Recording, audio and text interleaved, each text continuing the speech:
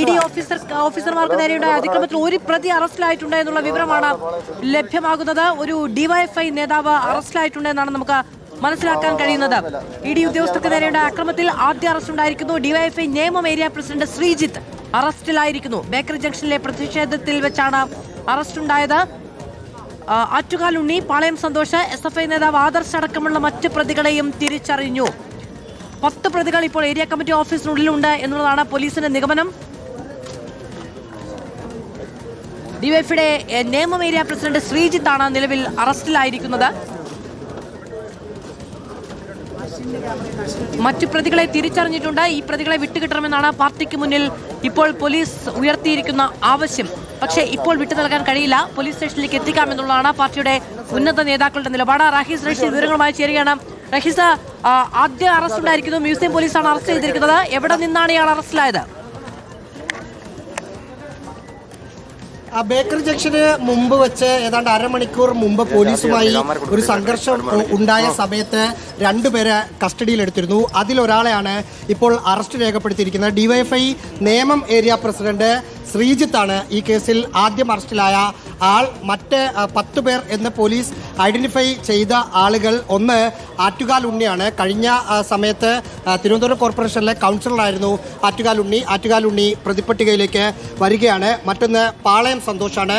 പാളയം സന്തോഷ് നഗരത്തിലെ ഡിവൈഎഫ്ഐയുടെ ഒരു പ്രധാനപ്പെട്ട നേതാക്കളിൽ ഒരാളാണ്. മറ്റൊന്ന് SFIയുടെ സംസ്ഥാന ജോയിന്റ് സെക്രട്ടറിമാരിൽ ഒരാളായ SK ആദർശാണ്. SK ആദർശ് പ്രതിപ്പട്ടികയിലുള്ള ആളാണ്. അതായത് പോലീസ് 10 പേരുടെ ചിത്രം CPM നേതാക്കൾക്ക് നൽകിയിരുന്നു. ആ CPM നേതാക്കൾക്ക് നൽകിയ ചിത്രത്തിൽ ഉള്ള പ്രതികളെന്ന് പോലീസ് പറയുന്ന ആളുകളാണ് ഇവരുള്ളത്.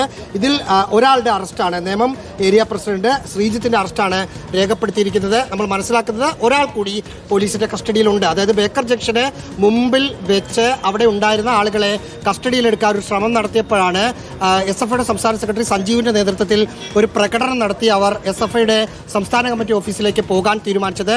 പക്ഷേ ആ ദൂരം എത്തുന്നതിന് മുമ്പ് തന്നെ അറസ്റ്റ് ഉണ്ടാകും എന്ന വിവരത്തെ തുടർന്ന് AKG സെന്ററിലേക്ക് പോകാൻ പാർട്ടി നേതൃത്വം നിർദ്ദേശം നൽകി. AKG സെന്ററിൽ എത്തുന്നതിന് മുമ്പ് അറസ്റ്റ് ഉണ്ടാകും എന്ന് കരുതിയിട്ടാണ് ഏറ്റവും നിയറസ്റ്റുള്ള പാർട്ടി ഓഫീസ് എന്ന നിലയിൽ പാളയം ഏരിയ കമ്മിറ്റി ഓഫീസിലേക്ക് മാറിയത്.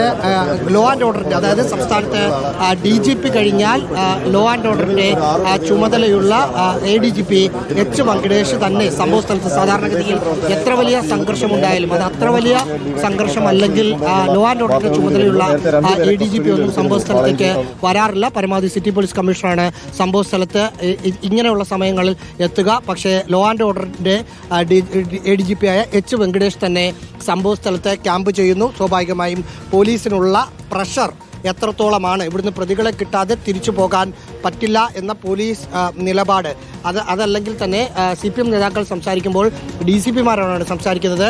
DCPമാർ അത് മുതിർന്ന ഉദ്യോഗസ്ഥർ എന്ന നിലയിൽ ADGP H വെങ്കടേഷിനോടാണ് കമ്മ്യൂണിക്കേറ്റ് ചെയ്യുന്നുണ്ട്.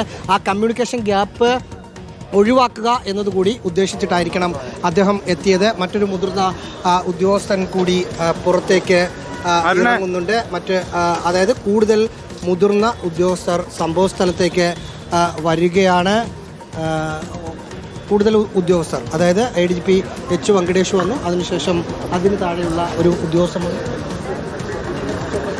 DAG, Thiruvananthapuram DAG, Thiruvananthapuram range DAG, അതായത് തിരുവനന്തപുരം റേഞ്ച് DAG ആണ് ഇപ്പോൾ കടന്നു വന്നത്. ADGP H വെങ്കടേഷ് വന്നു. അതിനുശേഷം തിരുവനന്തപുരം റേഞ്ച് DIG എത്തി. അതായത് സംസ്ഥാനത്തെ അല്ലെങ്കിൽ ഈ റേഞ്ചിലെ ഏറ്റവും പ്രധാനപ്പെട്ട ഒരു ഉദ്യോഗസ്ഥൻ കൂടിയെത്തി. അതായത് പ്രതികളെ കിട്ടാതെ തിരിച്ച് പോകില്ല എന്ന നിലപാട് ഇപ്പോൾ V ശിവൻകുട്ടിയുമായി H വെങ്കടേഷും തിരുവനന്തപുരം റേഞ്ച് IGയും സംസാരിച്ചു കൊണ്ട് ഇരിക്കുകയാണ്.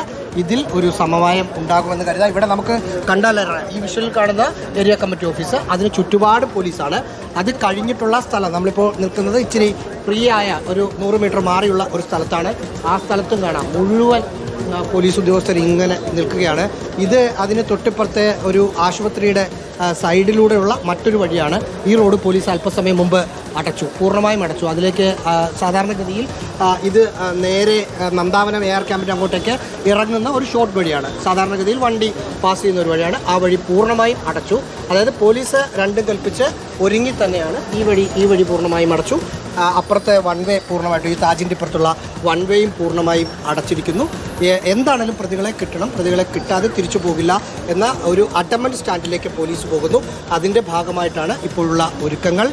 DGP കഴിഞ്ഞാൽ ഏറ്റവും ഉയർന്ന സ്ഥാനത്തുള്ള ഉദ്യോഗസ്ഥനെത്തി, തിരുവനന്തപുരം റേഞ്ച് DIG അടക്കമുള്ള ഏറ്റവും മുതിർന്ന ഉദ്യോഗസ്ഥരെത്തി. ഇനി നേരിട്ട് അവരുമായി സംസാരിക്കാം. ഇവിടെയുള്ള ഉദ്യോഗസ്ഥർക്ക് CPM നേതാക്കൾ സംസാരിക്കുന്നത് മുകളിലേക്ക് സംസാരിച്ച് മറുപടി കൊടുക്കേണ്ട ഒരു ഗ്യാപ്പ് ഇതിനകത്ത് ഉണ്ടായില്ല. ഇപ്പോൾ V. ശിവൻകുട്ടി H. വെങ്കടേഷുമായി സംസാരിച്ചുകൊണ്ടിരിക്കുകയാണ്. മധു, ഏറ്റവും മുതിർന്ന പോലീസ് ഉദ്യോഗസ്ഥർ തന്നെ അവിടേക്ക് എത്തുന്നു. ADGP H. വെങ്കടേഷ് അടക്കമുള്ളവർ എത്തുന്നു. തിരുവനന്തപുരത്തിന്റെ റൂറലിന്റെ ചുമതലയുള്ള ഉദ്യോഗസ്ഥരടക്കം എത്തുന്നു. മുതിർന്ന നേതാക്കളുമായി കൂടിക്കാഴ്ച നടത്തിക്കൊണ്ടിരിക്കുകയാണ്. എന്താണ് തീരുമാനം എന്നത് സംബന്ധിച്ച കാര്യങ്ങൾ പുറത്തേക്ക് വരേണ്ടതുണ്ട്. അവിടെ നിന്ന് പിന്നോട്ടില്ല എന്നുള്ള തീരുമാനം തന്നെയാണ് പോലീസിന്റെ ഭാഗത്തുനിന്ന് ഉണ്ടാകുന്നത് എന്നാണ് നമുക്ക് മനസ്സിലാക്കാൻ കഴിയുന്നത്. അനിൽ ഇമാനുവൽ വിവരങ്ങളുമായി ചേരുകയാണ്. അനിൽ, അസാധാരണമായ കാഴ്ചയാണ് നമ്മൾ കാണുന്നത്. പ്രതികളുണ്ട് പാർട്ടി ഓഫീസിൽ എന്നുള്ളത് പോലീസ് തിരിച്ചറിയുന്നു. അവിടെ നിന്ന് പ്രതികളെ അറസ്റ്റ് ചെയ്യാനുള്ള നിർദ്ദേശം നൽകി. പാർട്ടി വലിയ പ്രതിരോധ കോട്ടയുയർത്തുകയാണ്. ഏറ്റവും മുതിർന്ന ഉദ്യോഗസ്ഥർ തന്നെ പാർട്ടി ആസ്ഥാനത്തേക്ക്, പാർട്ടിയുടെ ഏരിയ കമ്മിറ്റി ഓഫീസിന് മുന്നിലേക്ക് എത്തുന്നു എന്നതാണ് ഏറ്റവും പ്രധാനം.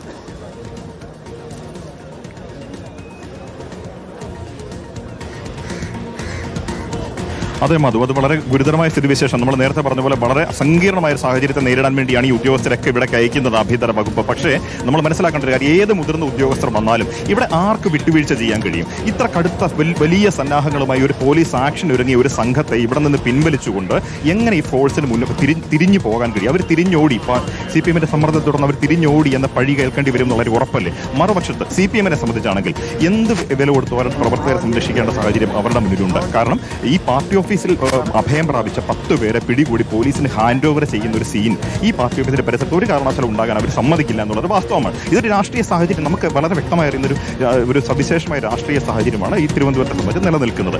അത് മനസ്സിലാക്കാൻ കഴിയാത്ത തരത്തിലുള്ള പോലീസ് നടപടികളാണ് ഈ അവസ്ഥയിലേക്ക് എത്തിച്ചിരിക്കുന്നത്. അതുകൊണ്ട് തന്നെയാണ് സംസ്ഥാനത്തെ ഏറ്റവും രണ്ടാമത്തെ മുതിർന്ന ഉദ്യോഗസ്ഥനായ ADGP law and order ADGP H. വെങ്കടേഷിന് ഇവിടെ വരേണ്ടി വന്നിരിക്കുന്നു. ഈ റോഡിൽ നിന്ന് ഈ ഉദ്യോഗസ്ഥർ എത്ര മണിക്കൂറായി ഈ ചർച്ചകൾ നടത്തുന്നു? പക്ഷേ ഇവിടെ ആരായും എന്നുള്ളതാണ് പ്രശ്നം. ആർക്ക് വിട്ടുവീഴ്ച ചെയ്യാൻ കഴിയും? അതാണ് വളരെ ഗുരുതരമായ ഒരു പ്രശ്നം.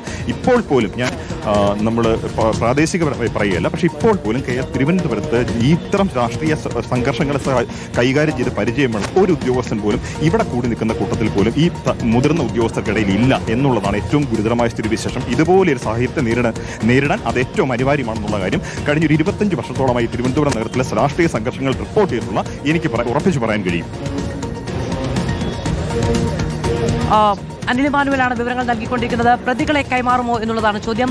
പാർട്ടിയെ സംബന്ധിച്ചിടത്തോളം, പോലീസിനെ സംബന്ധിച്ചിടത്തോളം ഏറ്റവും സുപ്രധാനമായ തീരുമാനം കൈക്കൊള്ളേണ്ടതുണ്ട്. അത് പാർട്ടിയെ സംബന്ധിച്ചും പോലീസിനെ സംബന്ധിച്ചിടത്തോളം ഒരു അഭിമാന പ്രശ്നമായി രൂപമാറ്റം സംഭവിച്ചിരിക്കുന്നു എന്നതാണ് പ്രധാനം.